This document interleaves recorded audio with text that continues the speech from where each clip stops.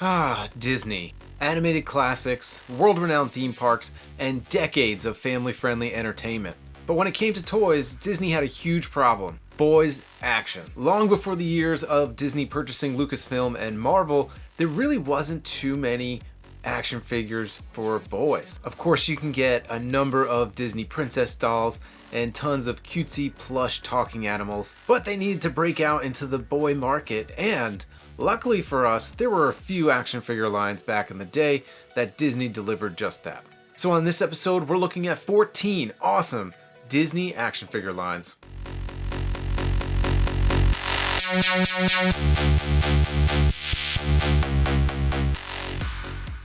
Welcome back, guys, it's Thomas, and on this episode, we're gonna explore some of Disney's best action figures. It was really before Star Wars and Marvel were under that Disney umbrella, so that's what we're gonna talk about, because nowadays, Disney's boy market would consist of those two franchises, but they were relying on some other things to kind of lift them up into that demographic. So sit back, relax, as we go through these action figure toy lines from Disney. First up, we have 2000's Atlantis, The Lost Empire by Mattel. To me, this was definitely the end of 2D animation. Disney was still kind of grasping at straws, trying to find more adventure type stories and less princess stories. And Atlantis is definitely not even close to one of my favorite movies, but they did produce a line of pretty sweet action figures. You had the two most popular characters from the story, which is Milo, played by Michael J. Fox, and Princess Kida, which I feel like there's a lot of cosplayers that do her at conventions. Some supporting characters like Dr. Sweet and Mole, and then you had some of the other characters that turned villain at the end, Vinny, Helga, and you had different versions of Rourke. So while the movie probably didn't set the world on fire, I think these action figures were pretty cool. They were starting to put some love into these toy lines, and it was a great one and came out a little towards the end of probably my Disney watching era. And probably the final nail in the 2D animation coffin goes to Treasure Planet, but Hasbro released a line of action figures in 2002. Again, don't like the movie, it's okay. I think at the time when you're looking at Atlantis and Treasure Planet, there was another movie that came out around the same time, Titan AE, and I thought that movie was way more interesting, way more entertaining, lots more action. But Treasure Planet is basically futuristic cyborg pirates. I thought it was awesome in the sense that they were really cool fictional characters from the past. You had the main hero, Jim Hawkins, and he came with Morph, that little purple goo thing. And there was another version of him that came with a vehicle type, the Solar Surfer. Got the comic relief sidekick Ben. And then you did get some villains with the Long John Silver character. There was a chef version of him and a cyborg version of him, and another villain called Scroot. And probably one of the coolest things about this toy line is that it did come with a pirate ship playset. The Blast Action Battle Station was actually the top of a pirate ship. It had cannons, so there was some fun to be had with this toy line. Whether you like the movie or not, it was still pretty cool. 1999, Mattel released a line of Tarzan action figures, and it was cool because you were getting not only some human figures, but you were also getting some nice articulated animal action figures as well. You had Tarzan that came with a set of baboons. He came with a leopard. I'm not sure if Sabor was the same animal as the leopard, but you did get a separate release of that animal. And then you did get some of the gorilla characters like Kerchak and Turk. But I think the star of the show is the villainous Clayton, probably one of the most gruesome deaths in any Disney movie at all. He comes with this big rifle, you know, he's that typical turn of the century hunter. I think they nailed the look. But this line also did come with a playset. So if you were a fan of these Tarzan figures, you might have had the Jungle Treehouse.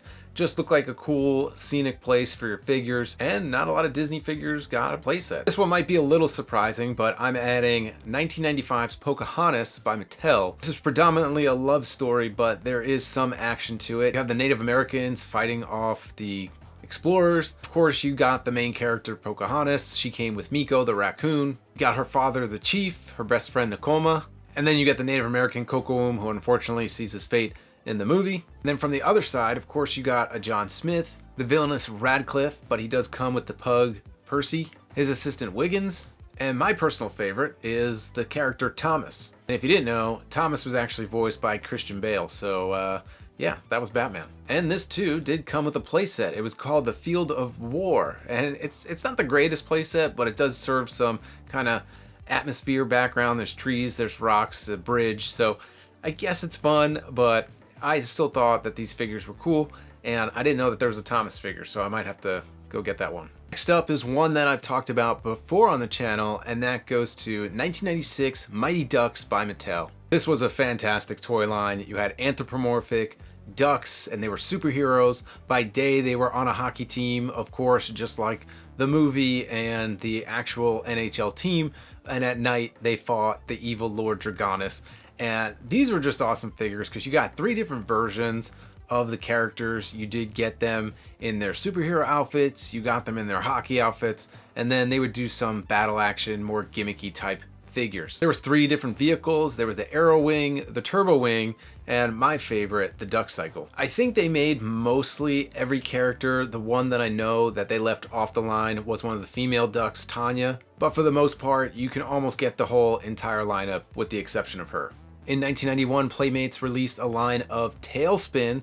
Great show. You had characters from the old Jungle Book movie, now in a more updated story, and it's animals that are flying all these different planes, and it was just such a fun show, part of the Disney afternoon, and the toys were awesome. You get some of the main characters like Baloo, Louie, Kick Cloud Kicker, then you get Rebecca and Molly Cunningham, and then some of the pirate characters like Don Cornage, Dump Truck, and Colonel Spigot. But probably the coolest part about this action figure line is that you do get 2 vehicles.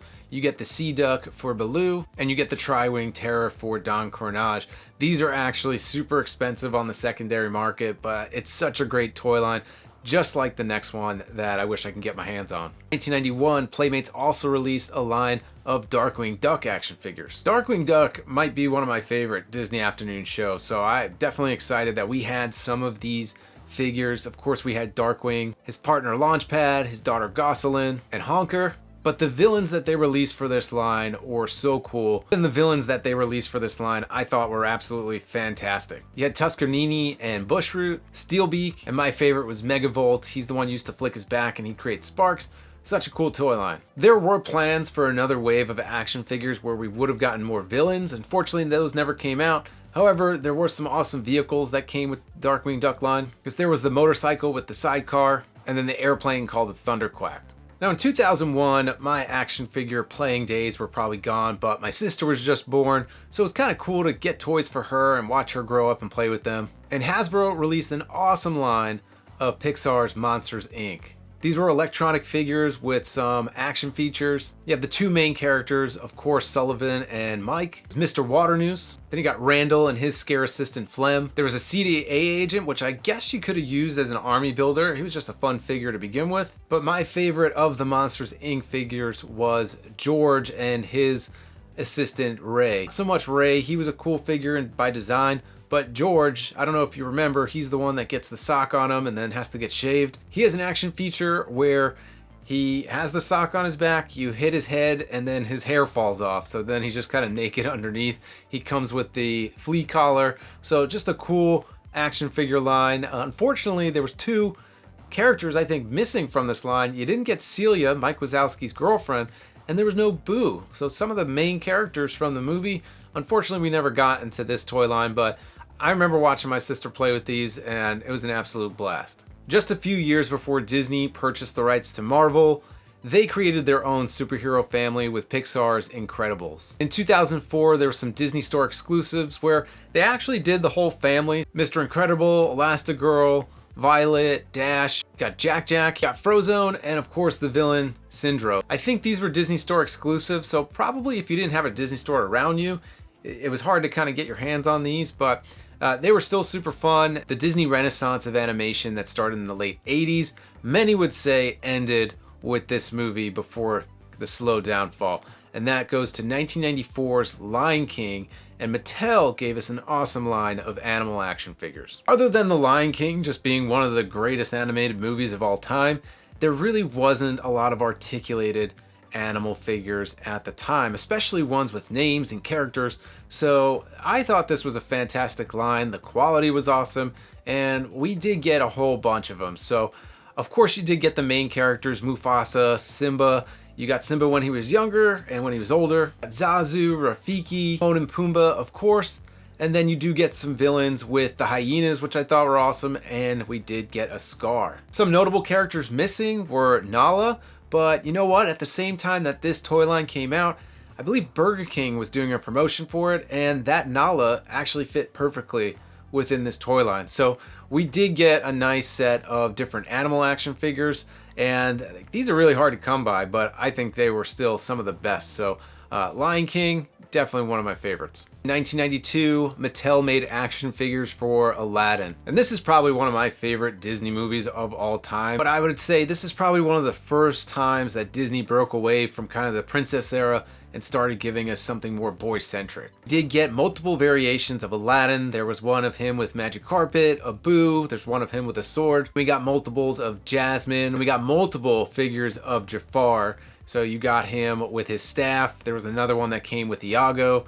And then of course there was the evil genie version of Jafar, the Sultan and the palace guard Razul. But for me, the star of the show had to be Genie. Of course, you got your typical Genie figure. He came with different expressions where you can take his head off and flip it to another expression. But then you got a bunch of him in different outfits, a Frenchman, a top hat, parade gear, and I think another one of him as a baseball player because he was always transforming. It made sense. Batman the Animated Series was already on TV for a couple of years, and it was the first time that we finally got a dark, gritty superhero show, and Disney wanted a piece of that action. Added to the Disney afternoon lineup, we were introduced to Gargoyles, and in 1996 we got an awesome toy line from Kenner. There were 30 figures overall, so I'm not going to list them all, and I think they got most of the cast, but I always loved the Gargoyle names because they were named after New York boroughs, which I'm from New York, but you had Bronx, Brooklyn, the leader Goliath. I love the ones where they came with the stone and they can bust out of it. I thought that was super cool. One of the forgotten things about this toy line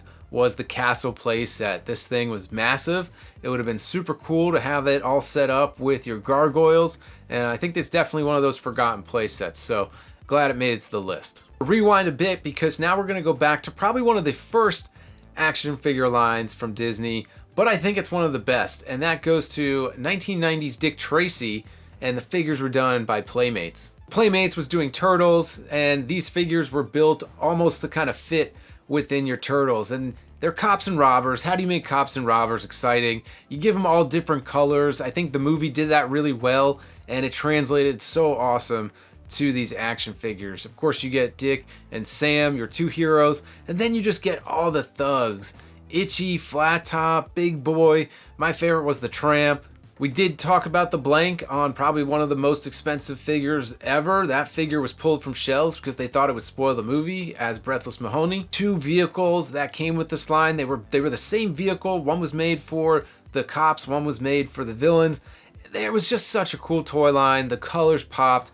And it is one that I would love to go back and collect. The first full-length computer animated movie came out in 1995, and a company called Thinkway gave us some of the first Toy Story action figures.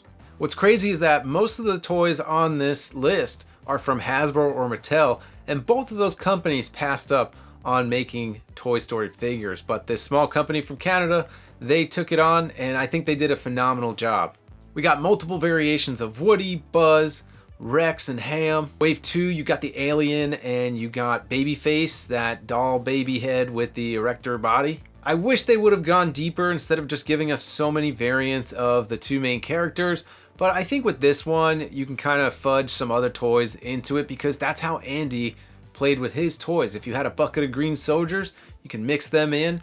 They did make the RC car, but I remember I had the one from Burger King, and I would just use that one with these action figures. They were so much fun. At the top of the list, I'm going to put 1997's Hercules action figure line by Mattel. I love the Hercules movie. I thought the animation was some of the best hand-drawn animation I've ever seen at the time, mixed in with some computer animation. It just looked so good. The soundtrack was great, the characters were great, everything was just hitting on all cylinders. But these action figures were super cool. Your standard Hercules was the sword slashing Hercules, so he came in the outfit just like you saw in the movie. And then you got other variations. There was one that came with a bow and arrow. There was one that came with a Hydra head, and we'll talk about that in a second. And then there was the muscle growing Hercules where you moved his arms and he just got bigger. I thought that was super funny. You got his father Zeus, Phil, and since Phil was a small character, he came with Pain and Panic, and of course you get Hades. But some of the deluxe figures, part of this toy line, were just so much fun. You had the Centaur Nessus, that came with another Hercules, and you got some of the Titans, Cyclops, the Rock Titan,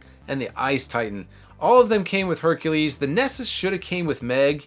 They did not make a Meg figure, which kind of stinks. So you got the actual Pegasus to put Hercules on. That was awesome. This probably isn't considered a playset, but based on the prices, this is probably super sought after. But they actually did a figure or a playset of the Hydra, where it had all these different heads. You can pop one off, and underneath there was 2 more heads waiting to come off. That's why that other Hercules figure came with a Hydra head, so you can kind of play with it in this scene. That probably would have been my playset, even though this was a creature. So at the top of my list is Hercules. Even though I never had these figures, going back and looking at them, I thought they were super awesome, and I definitely wish I had them. All right, folks, that does it for this list of 14 awesome Disney action figure lines. Did you have any of these action figures? Were you too old? Were you too young?